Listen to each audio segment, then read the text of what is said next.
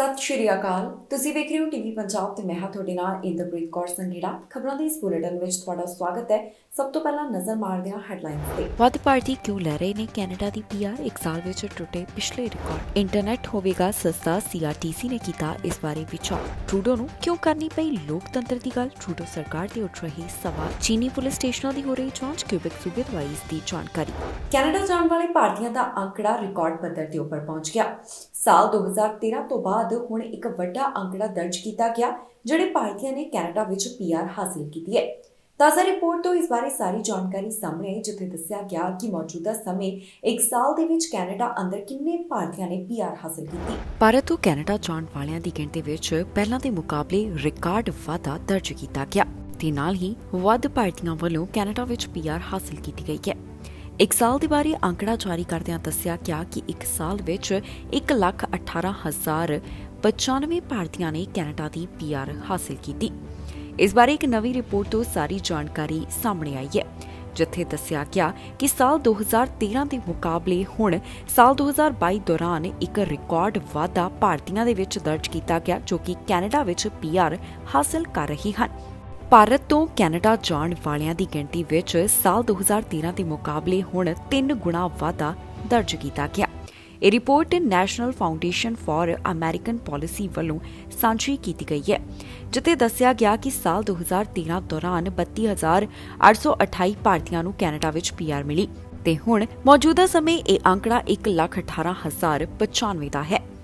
ਇਸ ਤੋਂ ਬਾਅਦ ਦੂਸਰੇ ਨੰਬਰ ਦੇ ਉੱਪਰ ਚੀਨ ਦਾ ਨਾਮ ਆਉਂਦਾ ਹੈ, ਜਿੱਥੇ 1,18,095, ਅਫਗਾਨਿਸਤਾਨ ਤੋਂ 23,735, ਨਾਈਜੀਰੀਆ ਤੋਂ 22,085, ਫਿਲੀਪੀਨਜ਼ ਤੋਂ 31,815 ਲੋਕਾਂ ਵੱਲੋਂ ਕੈਨੇਡਾ ਦੀ ਪੀਆਰ ਹਾਸਲ ਕੀਤੀ ਗਈ ਹੈ। ਇੰਟਰਨੈਟ ਸੇਵਾਵਾਂ ਸਸਤੀਆਂ ਹੋਣ ਜਾ ਰਹੀਆਂ ਨੇ। ਸੀਆਰਟੀਸੀ ਵੱਲੋਂ ਇਸ ਬਾਰੇ ਵਿਚਾਰ ਵਟਾਂਦਰਾ ਕੀਤਾ ਜਾ ਰਿਹਾ ਹੈ, ਜਿਸ ਦੇ ਨਾਲ ਜਲਦ ਹੁਣ ਇੰਟਰਨੈਟ ਦਾ ਜੋ ਰਕਮ ਹੈ, ਫੀਸ ਹੈ, ਉਸ ਨੂੰ ਘੱਟ ਕੀਤਾ ਜਾਵੇਗਾ। ਇਸ ਵਾਸਤੇ ਜੋ ਵੀ ਹੋਰ ਜਾਣਕਾਰੀ ਨਿਕਲ ਕੇ ਸਾਹਮਣੇ ਆਈ ਹੈ, ਤੁਹਾਨੂੰ ਇਸ ਖਬਰ ਵਿੱਚ ਉਸਦੀ ਸਾਰੀ ਡਿਟੇਲ ਦੇਵਾਂਗੇ।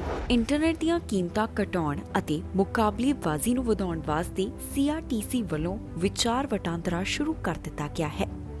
ਕੈਨੇਡਾ ਵਿੱਚ ਇੰਟਰਨੈਟ ਸੇਵਾਵਾਂ ਦੀਆਂ ਕੀਮਤਾਂ ਘੱਟ ਕਰਨ ਅਤੇ ਇਸ ਸੈਕਟਰ ਵਿੱਚ ਮੁਕਾਬਲੇਬਾਜ਼ੀ ਨੂੰ ਹੁਲਾਰਾ ਦੇਣ ਵਾਸਤੇ ਹੁਣ ਟੈਲੀਕਾਮ ਰੈਗੂਲੇਟਰ ਨੇ ਵਿਚਾਰ ਵਟਾਂਦਰਾ ਸ਼ੁਰੂ ਕਰ ਦਿੱਤਾ।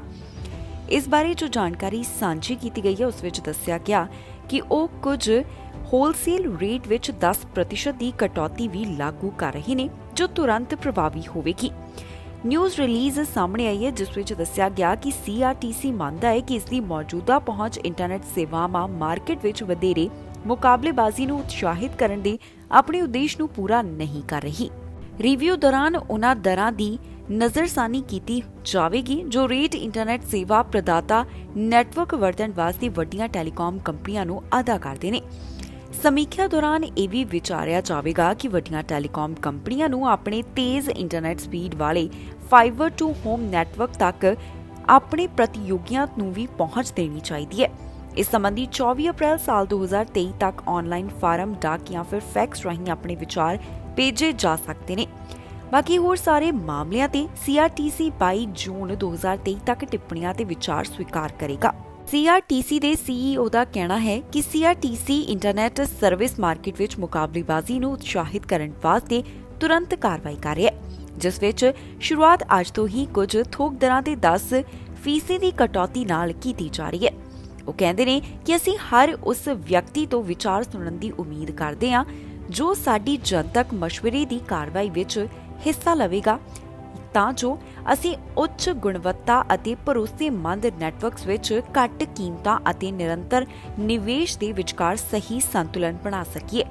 ਸਾਲ 2021 ਵਿੱਚ ਸੀਆਰਟੀਸੀ ਨੇ ਰੋਜਰ ਅਤੇ ਬੈਲ ਵਰਗੀਆਂ ਵੱਡੀਆਂ ਟੈਲੀਕਾਮ ਕੰਪਨੀਆਂ ਦੇ ਕੁਝ ਖੇਤਰੀ ਪ੍ਰਦਾਤਾਵਾਂ ਵੱਲੋਂ ਕੀਤੀ ਲੌਬਿੰਗ ਤੋਂ ਬਾਅਦ 2019 ਵਿੱਚ ਇੱਕ ਫੈਸਲੇ ਨੂੰ ਰੱਦ ਕਰ ਦਿੱਤਾ ਸੀ, ਜਿਸ ਨਾਲ ਥੋਕ ਦਰਾਂ ਘੱਟ ਹੋ ਜਾਣਗੀਆਂ। ਕੰਪਨੀ ਨੇ ਕਿਹਾ ਕਿ ਇਹ ਫੈਸਲਾ ਉਹਨਾਂ ਨੂੰ ਘਾਟੇ ਵਿੱਚ ਸੇਲ ਕਰਨ ਵਾਸਤੇ ਮਜਬੂਰ ਕਰਦਾ ਹੈ। ਪ੍ਰਧਾਨ ਮੰਤਰੀ ਜਸਟਿਨ ਟਰੂਡੋ ਨੂੰ ਲੋਕਤੰਤਰ ਦੀ ਗੱਲ ਕਰਨੀ ਪਈ ਤੇ ਉਹਨਾਂ ਨੇ ਦੱਸਿਆ ਕਿ ਲੋਕਤੰਤਰ ਨੂੰ ਮਜ਼ਬੂਤ ਬਣਾਉਣ ਵਾਸਤੇ ਕਿਹੜੇ ਕਦਮ ਚੁੱਕੇ ਜਾ ਰਹੇ ਨੇ। ਦਰਅਸਲ ਇਨੀ ਦਿਨੀ ਕੈਨੇਡਾ ਵਿੱਚ ਚੋਣਾਂ 'ਚ ਹੋਈ ਦਖਲਅੰਦਾਜ਼ੀ ਦਾ ਮੁੱਦਾ ਚਰਚਾ ਦਾ ਵਿਸ਼ਾ ਬਣਿਆ ਹੋਇਆ ਹੈ। ਪ੍ਰਧਾਨ ਮੰਤਰੀ ਜਸਟਿਨ ਟਰੂਡੋ ਨੇ ਕਹਿ ਦਿੱਤਾ ਕਿ ਇਸ ਸੰਬੰਧੀ ਜਾਂਚ ਕੀਤੀ ਜਾਵੇਗੀ ਤੇ ਹੁਣ ਉਹਨਾਂ ਨੇ ਡੈਮੋਕ੍ਰੇਸੀ ਦੀ ਗੱਲ ਕੀਤੀ। ਚੋਣਾਂ 'ਚ ਹੋਈ ਵਿਦੇਸ਼ੀ ਦਖਲਅੰਦਾਜ਼ੀ ਦਾ ਮੁੱਦਾ ਕੈਨੇਡਾ ਵਿੱਚ ਚਰਚਾ ਦਾ ਵਿਸ਼ਾ ਬਣਿਆ ਹੋਇਆ ਹੈ। ਪ੍ਰਧਾਨ ਮੰਤਰੀ ਜਸਟਿਨ ਟਰੂਡੋ ਤੇ ਉਹਨਾਂ ਦੀ ਸਰਕਾਰ ਦੇ ਉੱਪਰ ਕਈ ਸਵਾਲ ਖੜੇ ਕੀਤੇ ਜਾ ਰਹੇ ਨੇ। ਕੰਜ਼ਰਵੇਟਿਵ ਪਾਰਟੀ ਦੇ ਲੀਡਰ ਵੀ ਲਗਾਤਾਰ ਇਹ ਮੰਗ ਕਰ ਰਹੇ ਨੇ ਕਿ ਚੋਣਾਂ ਵਿੱਚ ਹੋਈ ਵਿਦੇਸ਼ੀ ਦਖਲਅੰਦਾਜ਼ੀ ਦੀ ਜਾਂਚ ਕੀਤੀ ਜਾਵੇ ਤੇ ਜਗਮੀਤ ਸਿੰਘ ਵੀ ਕੁਝ ਅਜਿਹਾ ਹੀ ਬੋਲਦੇ ਹੋਏ ਦਿਖਾਈ ਦਿੱਤੇ।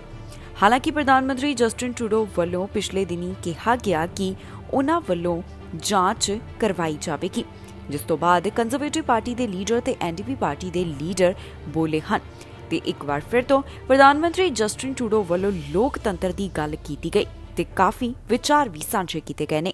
We all agree that upholding confidence in our democratic process, in our elections, in our institutions is of utmost importance.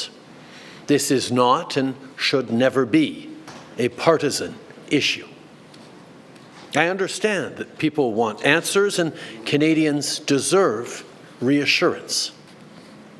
I will get to the details in a moment, but today I'm announcing that I will be appointing an independent special rapporteur who will have a wide mandate and make expert recommendations on combating interference and strengthening our democracy.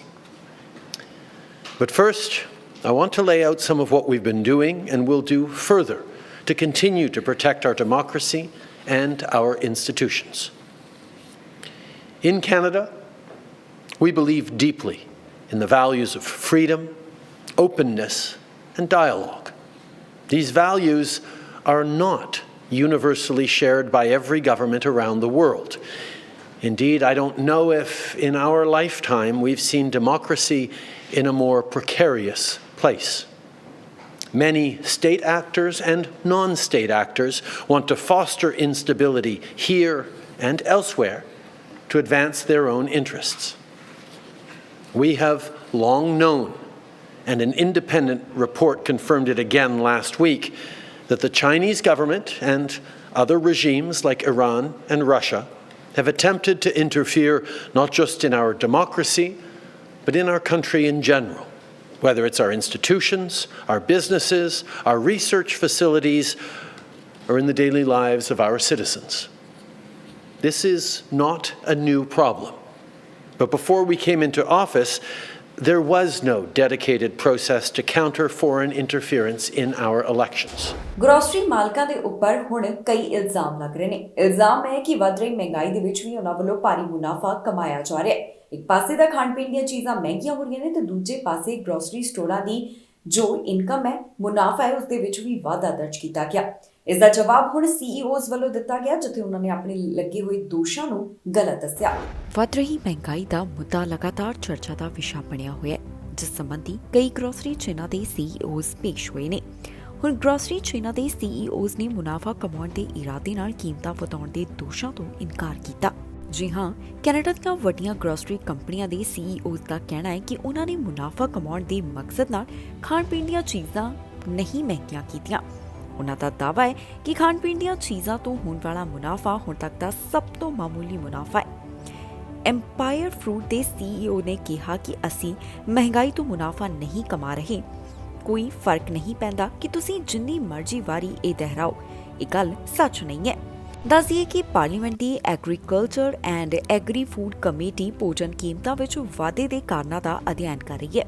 ਇਸ ਅਧਿਐਨ ਦੇ ਹਿੱਸੇ ਵਜੋਂ committee ਵੱਲੋਂ grocery company ਦੇ CEOs ਨੂੰ ਤਲਬ ਕੀਤਾ ਗਿਆ।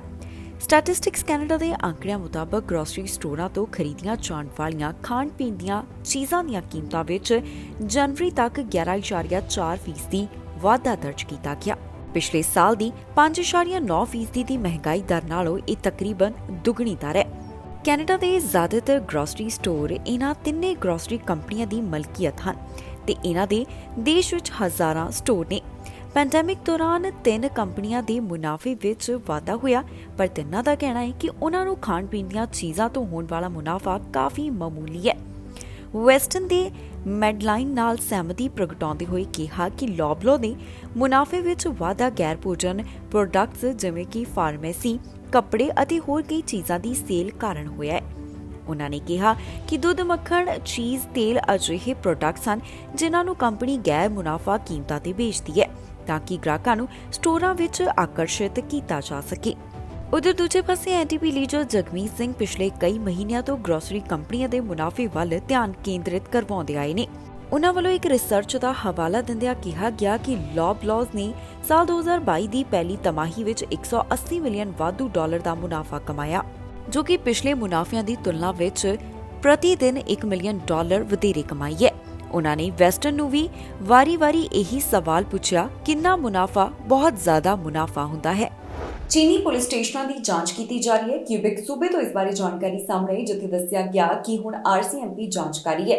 ਉਹਨਾਂ ਨੂੰ ਕੁਝ ਐਕਟੀਵਿਟੀਜ਼ ਦੇ ਬਾਰੇ ਪਤਾ ਚੱਲਿਆ, ਜੋ ਕਿ ਪਤਾ ਲਗਾਉਣ ਦੀ ਕੋਸ਼ਿਸ਼ ਜਾਰੀ ਹੈ। ਚੀਨੀ ਪੁਲਿਸ ਸਟੇਸ਼ਨਾਂ ਤੇ ਹੁਣ RCMP ਵੱਲੋਂ ਜਾਂਚ ਕੀਤੀ ਜਾ ਰਹੀ ਹੈ। ਇਹ ਮਾਮਲਾ ਕਿਊਬਿਕ ਤੋਂ ਸਾਹਮਣੇ ਆਇਆ, ਜਿੱਥੇ ਕਿਊਬਿਕ ਵਿੱਚ ਕਥਿਤ ਤੌਰ ਤੇ ਮੌਜੂਦ ਚੀਨੀ ਪੁਲਿਸ ਸਟੇਸ਼ਨਾਂ ਦੀ RCMP ਵੱਲੋਂ ਜਾਂਚ ਕੀਤੀ ਜਾ ਰਹੀ ਹੈ। ਮੰਨਿਆ ਜਾ ਰਿਹਾ ਹੈ ਕਿ ਇਹ ਗੁਪਤ ਪੁਲਿਸ ਸਟੇਸ਼ਨ ਚੀਨ ਸਰਕਾਰ ਦੇ ਵੱਲੋਂ ਕੰਮ ਕਰਦੇ ਨੇ। ਇੱਕ ਸਟੇਸ਼ਨ ਸੰਭਾਵੀ ਤੌਰ ਤੇ ਮੌਂਟਰੀਅਲ ਵਿੱਚ ਹੈ ਤੇ ਦੂਸਰਾ ਮੌਂਟਰੀਅਲ ਦੇ ਦੱਖਣ ਵਿੱਚ ਪੈਂਦੇ ਬ੍ਰੌਸ ਸਾਊਥ ਵਿੱਚ ਸਥਿਤ ਹੈ। ਇੱਕ ਬਿਆਨ ਸਾਹਮਣੇ ਆਇਆ, ਜਿਸ ਵਿੱਚ RCMP ਦੇ ਬੁਲਾਰੇ ਦਾ ਕਹਿਣਾ ਹੈ ਕਿ ਵਿਦੇਸ਼ੀ ਸਰਕਾਰ ਦੁਆਰਾ ਸਮਰਥਿਤ ਇਨ੍ਹਾਂ ਅਪਰਾਧਿਕ ਗਤੀਵਿਧੀਆਂ, ਜੋ ਕਿ ਕੈਨੇਡਾ ਵਿੱਚ ਰਹਿਣ ਵਾਲੇ ਲੋਕਾਂ ਦੀ ਸੁਰੱਖਿਆ ਲਈ ਵੀ ਖਤਰਾ ਬਣ ਸਕਦੀਆਂ ਨੇ, ਦਾ ਪਤਾ ਲਗਾਉਣ ਅਤੇ ਉਨ੍ਹਾਂ ਨੂੰ ਨੱਥ ਪਾਉਣ ਵਾਸਤੇ ਕਦਮ ਚੁੱਕਿਆ ਜਾ ਰਿਹਾ ਹੈ। ਬੁਲਾਰੇ ਦਾ ਕਹਿਣਾ ਹੈ ਕਿ RCMP ਮੰਨਦੀ ਹੈ ਕਿ ਚੀਨੀ ਮੂਲ ਦੇ ਕੈਨੇਡੀਅਨਜ਼ ਇਨ੍ਹਾਂ ਸੈਂਟਰਾਂ ਦੁਆਰਾ ਕੀਤੀਆਂ ਐਕਟੀਵਿਟੀਜ਼ ਦੇ ਸ਼ਿਕਾਰ ਨੇ। ਇਹ ਐਕਟੀਵਿਟੀਜ਼ ਅਤੇ ਕੈਨੇਡਾ ਵਿੱਚ ਮੌਜੂਦ ਭਾਈਚਾਰਿਆਂ ਜਾਂ ਫਿਰ ਡਾਇਸਪੋਰਾ ਨੂੰ ਕਿਸੇ ਵੀ ਰੂਪ ਵਿੱਚ ਡਰਾਉਣ, ਪਰੇਸ਼ਾਨ ਕਰਨ ਜਾਂ ਫਿਰ ਨਿਸ਼ਾਨਾ ਬਣਾਉਣ ਨੂੰ ਬਰਦਾਸ਼ਤ ਨਹੀਂ ਕੀਤਾ ਜਾਵੇਗਾ। ontario ਤੇ ਬ੍ਰਿਟਿਸ਼ ਕੋਲੰਬੀਆ ਵਿੱਚ ਇਸੇ ਤਰ੍ਹਾਂ ਦੇ ਪੁਲਿਸ ਸਟੇਸ਼ਨਾਂ ਦਾ ਪਤਾ ਲਗਾਇਆ ਗਿਆ। ਚਾਰਲਸ ਨੇ ਕਿਹਾ ਕਿ ਉਹ RCMP ਦੀ ਇੰਟੀਗ੍ਰੇਟਿਡ ਨੈਸ਼ਨਲ ਸਿਕਿਉਰਿਟੀ ਇਨਫੋਰਸਮੈਂਟ ਟੀਮਾਂ ਦੀ ਅਗਵਾਈ ਵਿੱਚ ਚੱਲ ਰਹੀ ਜਾਂਚ ਬਾਰੇ ਹੋਰ ਵੇਰਵਾ ਨਹੀਂ ਦੇ ਸਕਦੇ। RCMP ਨੇ ਅਪੀਲ ਕੀਤੀ ਕਿ ਜੇ ਕਿਸੇ ਨੂੰ ਵਿਅਕਤੀਗਤ ਜਾਂ ਫਿਰ ਆਨਲਾਈਨ ਮਾਧਿਅਮ ਰਾਹੀਂ ਕਿਸੇ ਕਿਸਮ ਦੀ ਧਮਕੀ ਦਿੱਤੀ ਜਾ ਰਹੀ ਹੈ ਤਾਂ ਉਹ ਉਹਨਾਂ ਨਾਲ 5149398301 ਤੇ ਸੰਪਰਕ ਕਰ ਸਕਦੇ ਨੇ। ਬੁਲਾਰੇ ਦਾ ਕਹਿਣਾ ਹੈ ਕਿ ਉਹਨਾਂ ਨੂੰ ਕਈ ਭਾਸ਼ਾਵਾਂ ਵਿੱਚ ਸਹਾਇਤਾ ਪ੍ਰਦਾਨ ਕੀਤੀ ਜਾ ਸਕਦੀ ਹੈ। ਇਸ ਤੋਂ ਇਲਾਵਾ ਉਹਨਾਂ ਕਿਹਾ ਕਿ ਅਸੀਂ ਇਹਨਾਂ ਲੋਕਾਂ ਨੂੰ ਇੱਕ ਬਹੁਤ ਸਪਸ਼ਟ ਸੰਦੇਸ਼ ਦੇਣਾ ਚਾਹੁੰਦੇ ਹਾਂ ਕਿ ਉਹਨਾਂ ਨੂੰ ਇਹਨਾਂ ਜਾਂਚਾਂ ਵਿੱਚ ਸਾਡੀ ਮਦਦ ਕਰਨ ਲਈ ਸਾਡੇ ਨਾਲ ਸੰਪਰਕ ਕਰਨਾ ਪਵੇਗਾ। ਹਮਲੇ ਬਾਰੇ ਨਾਟੋ ਮੁਖੀ ਦਾ ਵੱਡਾ ਬਿਆਨ ਸਾਹਮਣੇ ਹੈ, ਜਿੱਥੇ ਉਹਨਾਂ ਨੇ ਹਮਲਿਆਂ ਦਾ ਜ਼ਿਕਰ ਕਰਦਿਆਂ ਕਿਹਾ ਕਿ ਅਜੇ ਤੱਕ ਇਹ ਪਤਾ ਨਹੀਂ ਲੱਗਿਆ ਕਿ ਹਮਲਿਆਂ ਵਾਸਤੇ ਕੌਣ ਜ਼ਿੰਮੇਵਾਰ ਹੈ। ਨਾਟੋ ਚੀਫ ਵੱਲੋਂ ਨਿਊਜ਼ ਕਾਨਫਰੰਸ ਦੇ ਵਿੱਚ ਜੋ ਜਾਣਕਾਰੀ ਸਾਂਝੀ ਕੀਤੀ ਗਈ, ਤੁਹਾਨੂੰ ਇਸ ਖਬਰ ਵਿੱਚ ਦੱਸਾਂਗੇ। ਨਾਟੋ ਚੀਫ ਦਾ ਨਾਰਥ ਸਟ੍ਰੀਮ ਪਾਈਪਲਾਈਨ ਅਟੈਕ ਦੇ ਬਾਰੇ ਵੱਡਾ ਬਿਆਨ ਸਾਹਮਣੇ ਹੈ, ਜਿੱਥੇ ਉਹਨਾਂ ਨੇ ਕਿਹਾ ਕਿ ਅਜੇ ਤੱਕ ਇਸ ਬਾਰੇ ਕੋਈ ਵੀ ਸਪਸ਼ਟ ਜਾਣਕਾਰੀ ਸਾਹਮਣੇ ਨਹੀਂ ਆ ਸਕੀ ਤੇ ਉਹਨਾਂ ਦਾ ਕਹਿਣਾ ਹੈ ਕਿ ਅਜੇ ਤੱਕ ਇਹ ਵੀ ਨਹੀਂ ਪਤਾ ਲੱਗ ਸਕਿਆ ਕਿ ਇਸ ਹਮਲੇ ਵਾਸਤੇ ਕੌਣ ਜ਼ਿੰਮੇਵਾਰ ਹੈ। ਕੀ ਕਹਿਣਾ ਹੈ ਨਾਟੋ ਚੀਫ ਦਾ, ਆਓ ਤੁਹਾਨੂੰ ਸੁਣਾਉਂਦੇ ਹਾਂ। War of aggression grinds on against Ukraine, and over the last weeks and months we have seen fierce fighting in and around Bakhmut, and what we see is that Russia is throwing in more troops, more forces, and what Russia lacks in quality, they try to make up in quantity. They have suffered big losses, but at the same time, we can not rule out that Bakhmut may eventually fall in the coming days. And therefore, it is also important to highlight that this does not necessarily reflect any turning point of the war, and it just highlights that we should not underestimate Russia. We must continue to provide support to Ukraine. So what we do know is that there was an attack against the Nord Stream pipelines, an act of sabotage, but we have not been able to determine who was behind. There are ongoing national investigations, and I think it's right to wait until those are finalized before we say anything more about who was behind. It demonstrates the importance of protecting our critical undersea infrastructure, because we have thousands of kilometers of gas pipelines, of oil pipelines, of power grids, and also, of course, all the internet cables. And all of this infrastructure is critical for our societies. NATO has addressed this for many years, but after the attacks against the Nord Stream pipelines, we have stepped up. We have established a cell at the NATO headquarters to coordinate efforts among NATO allies, to share more information, to work with the private sector that often owns this infrastructure. Intimate partner ਤੇ family violence ਨੂੰ ਲੈ ਕੇ ਚਰਚਾ ਹੋਈ ਹੈ। ਇੱਕ bill ਲਿਆਂਦਾ ਜਾ ਰਿਹਾ ਹੈ ਜਿਸ ਤੋਂ ਬਾਅਦ ਮੰਤਰੀ ਇਸ ਬਾਰੇ ਆਪਣੇ ਵਿਚਾਰ ਸਾਂਝੇ ਕਰਦੇ ਹੋਏ ਦਿਖਾਈ ਦਿੱਤੇ ਨੇ। ਕੀ ਕਹਿਣਾ ਇਸ ਬਾਰੇ ਆਓ ਤੁਹਾਨੂੰ ਸੁਣਾਉਂਦੇ ਹਾਂ। ਇੰਟੀਮੇਟ ਪਾਰਟਨਰ ਅਤੇ ਫੈਮਿਲੀ ਵਾਇਲੈਂਸ ਨੂੰ ਲੈ ਕੇ ਸੈਨੇਟਰ ਵੱਲੋਂ ਚਰਚਾ ਕੀਤੀ ਗਈ ਹੈ। ਇਹ ਬਿੱਲ ਹੈ ਜਿਸ ਸੰਬੰਧੀ ਉਹਨਾਂ ਵੱਲੋਂ ਵਿਚਾਰ ਵਟਾਂਦਰਾ ਕੀਤਾ ਗਿਆ ਤੇ ਨਿਊਜ਼ ਕਾਨਫਰੰਸ ਦੇ ਵਿੱਚ ਉਹਨਾਂ ਨੇ ਇਸ ਬਾਰੇ ਜਾਣਕਾਰੀ ਸਾਂਝੀ ਕੀਤੀ ਹੈ। ਕੀ ਕਹਿਣਾ ਹੈ ਉਹਨਾਂ ਦਾ ਇਸ ਸਭ ਬਾਰੇ, ਕੀ ਹੈ ਪੂਰਾ ਇਸ ਬਿੱਲ ਦੇ ਵਿੱਚ ਖਾਸ, ਤੁਹਾਨੂੰ ਦੱਸਾਂਗੇ ਇਸ ਖਬਰ ਵਿੱਚ। Fighting for victims and women for many years now, and I commend him on his dedication in that regard. We are seeing violence against women going in the wrong direction in Canada. It is not decreasing. We are gratefully joined by some courageous women today, and I know that this bill will impact the lives of many women in the future and their children. And so, just to be clear, this bill will deem it a first-degree murder if someone murders their intimate partner or the children of their intimate partner. And of course, we know domestic violence is more often than not directed from a man to a woman. And so this is primarily something that will protect women from domestic violence and their children. There have been very tragic and devastating cases in Canada where women have been murdered by their intimate partners and received very soft sentences. We will hear more about that shortly. And I do believe that this bill will ensure that justice is served to the people in this country who murder their wives and the children of their wives or their intimate partners. And just to reiterate, the bill will amend Section 231 of the Criminal Code so that a murder committed against an intimate partner, his or her children, or the child of the intimate partner will now be classified as a first-degree murder. So it's a very serious development in our justice system and one that is long overdue. It has been done in France, also the state of Minnesota in the United States, as well as North Carolina.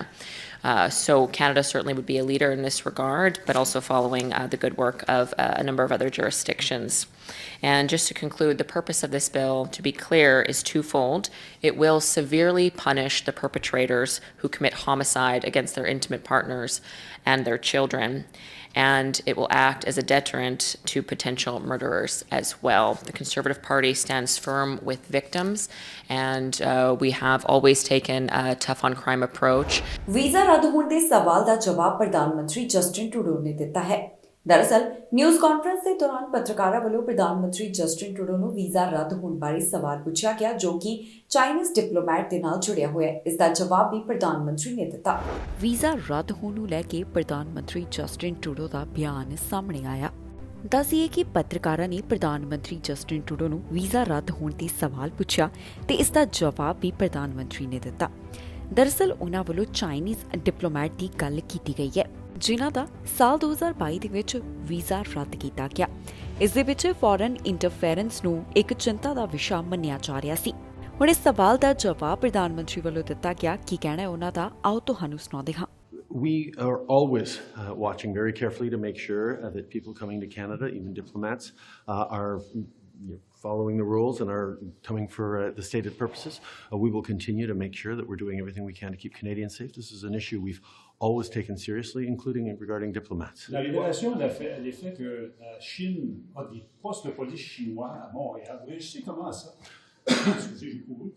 Est-ce qu'il est temps aussi de sanctionner la Chine en expulsant des diplomates? Faire quelque chose? Ça fait bien des mois qu'on est conscient de postes de police chinoises à travers le pays et on est en train de s'assurer que la GRC est en train de faire des suivis là-dessus et que nos systèmes de renseignement prennent ça au sérieux. C'est un enjeu qui nous préoccupe énormément et ça souligne à quel point les cibles primaires de l'ingérence étrangère, c'est justement les communautés de diaspora, les communautés d'origine chinoise ou iranienne qui sont ici au Canada. Governor general ਵੱਲੋਂ ਦੱਸਿਆ ਗਿਆ ਕਿ ਕਿਵੇਂ ਉਹਨਾਂ ਉੱਪਰ ਗਲਤ ਟਿੱਪਣੀਆਂ ਕੀਤੀਆਂ ਜਾ ਰਹੀਆਂ ਨੇ। ਮਹਿਲਾ ਦਿਵਸ ਦੇ ਮੌਕੇ ਦੇ ਉੱਪਰ ਜਦੋਂ ਉਹਨਾਂ ਨੇ ਆਪਣੇ ਵਿਚਾਰ ਸਾਂਝੇ ਕੀਤੇ ਤੇ ਨਾਲ ਹੀ ਉਹਨਾਂ ਨੇ ਦੱਸਿਆ ਕਿ ਇੰਟਰਨੈਟ ਦੇ ਉੱਪਰ ਕਿਸ ਤਰ੍ਹਾਂ ਦੀ ਸ਼ਬਦਾਵਲੀ ਉਹਨਾਂ ਲਈ ਵਰਤੀ ਜਾਂਦੀ ਹੈ ਤੇ ਨਾਲ ਹੀ ਗਵਰਨਰ ਜਨਰਲ ਨੇ ਇਹ ਵੀ ਕਹਿ ਦਿੱਤਾ ਕਿ ਉਹ ਇਸ ਤੋਂ ਬਾਅਦ ਚੁੱਪ ਨਹੀਂ ਰਹਿਣਗੇ। ਗਵਰਨਰ ਜਨਰਲ ਦੇ ਉੱਪਰ ਅਪਮਾਨਜਨਕ ਟਿੱਪਣੀਆਂ ਕੀਤੀਆਂ ਜਾ ਰਹੀਆਂ ਨੇ ਤੇ ਗਵਰਨਰ ਜਨਰਲ ਨੇ ਸੋਸ਼ਲ ਮੀਡੀਆ ਰਾਹੀਂ ਖੁਦ ਨੂੰ ਮਿਲੀਆਂ ਇਹ ਅਪਮਾਨਜਨਕ ਟਿੱਪਣੀਆਂ ਨੂੰ ਸਾਂਝਾ ਕੀਤਾ ਹੈ। ਜੀ ਹਾਂ, ਜਿਸ ਵੇਲੇ ਦੁਨੀਆ ਭਰ ਵਿੱਚ ਅੰਤਰਰਾਸ਼ਟਰੀ ਮਹਿਲਾ ਦਿਵਸ ਮਨਾਇਆ ਜਾ ਰਿਹਾ ਸੀ ਤਾਂ ਕੈਨੇਡਾ ਦੀ ਗਵਰਨਰ ਜਨਰਲ ਨੇ ਔਰਤਾਂ ਪ੍ਰਤੀ ਸਤਿਕਾਰ ਦੇ ਮਹੱਤਵ ਨੂੰ ਉਜਾਗਰ ਕਰਦਿਆਂ ਆਪਣੇ ਸੋਸ਼ਲ ਮੀਡੀਆ ਖਾਤਿਆਂ ਤੇ ਪ੍ਰਾਪਤ ਹੋਈਆਂ ਆਪੱਤੀਜਨਕ ਟਿੱਪਣੀਆਂ ਨੂੰ ਸਾਂਝਾ ਕੀਤਾ। ਮੈਰੀ ਸਾਈਮਨ ਦੇ ਦਫ਼ਤਰ ਨੇ ਟਿੱਪਣੀਆਂ ਤੋਂ ਬਾਅਦ ਪਿਛਲੇ ਮਹੀਨੇ ਉਹਨਾਂ ਦੇ ਅਧਿਕਾਰਤ ਸੋਸ਼ਲ ਮੀਡੀਆ ਖਾਤਿਆਂ ਤੇ ਟਿੱਪਣੀਆਂ ਨੂੰ ਬੰਦ ਕਰ ਦਿੱਤਾ। ਮੈਰੀ ਸਾਈਮਨ ਦੇ ਦਫ਼ਤਰ ਨੇ ਇੰਸਟਾਗ੍ਰਾਮ ਤੇ ਇੱਕ ਵੀਡੀਓ ਪੋਸਟ ਕੀਤੀ ਹੈ ਜਿਸ ਵਿੱਚ ਕੁਝ ਚੁਣਿੰਦਾ ਟਿੱਪਣੀਆਂ ਨੂੰ ਦੱਸਿਆ ਗਿਆ। ਵੀਡੀਓ ਵਿੱਚ ਮੈਰੀ ਸਾਈਮਨ ਦੇ ਮੂਲ ਨਿਵਾਸੀ ਪਿਛੋਕੜ ਖਿਲਾਫ ਨਸਲੀ ਅਤੇ ਭੱਦੀ ਸ਼ਬਦਾਵਲੀ ਨੂੰ ਵੀ ਵਰਤਿਆ ਗਿਆ। ਸਾਈਮਨ ਨੇ ਅੰਤਰਰਾਸ਼ਟਰੀ ਮਹਿਲਾ ਦਿਵਸ ਬਾਰੇ ਜਾਰੀ ਆਪਣੇ ਬਿਆਨ ਵਿੱਚ ਇਨ੍ਹਾਂ ਟਿੱਪਣੀਆਂ ਦਾ ਜ਼ਿਕਰ ਕੀਤਾ। ਉਨ੍ਹਾਂ ਕਿਹਾ ਕਿ ਬਹੁਤ ਸਾਰੇ ਵਿਰੋਧੀ ਕਹਿਣਗੇ ਕਿ ਲਤੀਫਿਆਂ ਪ੍ਰਤੀ ਔਰਤਾਂ ਨੂੰ ਮੋਟੀ ਚਮੜੀ ਰੱਖਣੀ ਭਾਵ ਕਿ ਪੱਕਾ ਹੋਣਾ ਸਿੱਖਣਾ ਚਾਹੀਦਾ ਹੈ। ਜੇ ਔਰਤਾਂ ਇਸ ਨੂੰ ਬਰਦਾਸ਼ਤ ਨਹੀਂ ਕਰ ਸਕਦੀਆਂ ਤਾਂ ਉਹਨਾਂ ਨੂੰ ਲੀ ਤੋਂ ਹਟ ਜਾਣਾ ਚਾਹੀਦਾ ਹੈ। ਦੂਸਰੇ ਕਹਿਣਗੇ ਕਿ ਆਨਲਾਈਨ ਦੁਰਵਿਵਹਾਰ ਤਾਂ ਇੱਕ ਨਾਮੀ ਸ਼ਖਸੀਅਤ ਦੀ ਭੂਮਿਕਾ ਦਾ ਹਿੱਸਾ ਹੈ, ਭਾਵੇਂ ਇਸ ਤਰ੍ਹਾਂ ਦੇ ਸ਼ਬਦਾਂ ਦੀ ਨਿੰਦਾ ਕੀਤੀ ਜਾਵੇ। ਉਨ੍ਹਾਂ ਕਿਹਾ ਕਿ ਮੈਂ ਬਹੁਤ ਸਤਿਕਾਰ ਸਹਿਤ ਇਸ ਨਾਲ ਅਸਹਿਮਤ ਹਾਂ। ਸਾਈਮਨ ਨੇ ਕਿਹਾ ਕਿ ਉਹ ਇਸ ਮੌਕੇ ਨੂੰ ਆਦਰਯੋਗ ਅਤੇ ਤਮੀਜ਼ ਦੇ ਦਾਇਰੇ ਵਿੱਚ ਕੀਤੀ ਜਾਣ ਵਾਲੀ ਗੱਲਬਾਤ ਦਾ ਪ੍ਰਚਾਰ ਕਰਨ ਲਈ ਵਰਤਣਾ ਚਾਹੁੰਦੇ ਨੇ। ਉਹ ਕਹਿੰਦੇ ਨੇ ਕਿ ਮੈਂ ਇਸ ਬਾਰੇ ਉਹਨਾਂ ਲੋਕਾਂ ਲਈ ਵੀ ਆਵਾਜ਼ ਉਠਾ ਰਹੀ ਹਾਂ ਜੋ ਕਿਸੇ ਡਰ ਜਾਂ ਬਦਲੇ ਦੇ ਡਰ ਤੋਂ ਬੋਲ ਨਹੀਂ ਸਕਦੇ, ਪਰ ਮੈਨੂੰ ਉਮੀਦ ਹੈ ਕਿ ਮੇਰੇ ਨਾਲ ਹੋਰ ਲੋਕ ਜੁੜਨਗੇ। ਸਾਨੂੰ ਗਲਤ ਜਾਂ ਫਿਰ ਭੱਦੇ ਬਿਆਨਾਂ ਬਾਰੇ ਬੋਲਣਾ ਜਾਰੀ ਰੱਖਣਾ ਚਾਹੀਦਾ ਹੈ ਤੇ ਉਹਨਾਂ ਲੋਕਾਂ ਦੇ ਵਿਰੁੱਧ ਬੋਲਣਾ ਚਾਹੀਦਾ ਹੈ ਜੋ ਔਰਤਾਂ ਦੇ ਯੋਗਦਾਨ ਨੂੰ ਨਜ਼ਰ ਅੰਦਾਜ਼ ਕਰਕੇ ਉਹਨਾਂ ਦਾ ਅਪਮਾਨ ਕਰਦੇ ਨੇ। ਉਹਨਾਂ ਅੱਗੇ ਕਿਹਾ, ਮੈਂ ਕਦੇ ਵੀ ਇਹਨਾਂ ਟਿੱਪਣੀਆਂ ਨੂੰ ਨਜ਼ਰ ਅੰਦਾਜ਼ ਨਹੀਂ ਕਰਾਂਗੀ ਜਾਂ ਕਦੇ ਵੀ ਉਸ ਰੂੜੀਵਾਦ ਨੂੰ ਹੁਲਾਰਾ ਦੇਣ ਦਾ ਪਲੇਟਫਾਰਮ ਮੁਹੱਈਆ ਨਹੀਂ ਕਰਾਂਗੀ ਜਿਸ ਦਾ ਮੈਂ ਉਮਰ ਭਰ ਵਿਰੋਧ ਕੀਤਾ ਹੈ। ਟਿਕਟੌਕ ਦੇ ਵਿਰੋਧ ਵਿੱਚ ਵਾਧਾ ਹੋ ਰਿਹਾ, ਕਈ ਸੂਬੇ ਇਸ ਸੰਬੰਧੀ ਹੁਣ ਬੈਨ ਕਰ ਰਹੇ ਹਨ।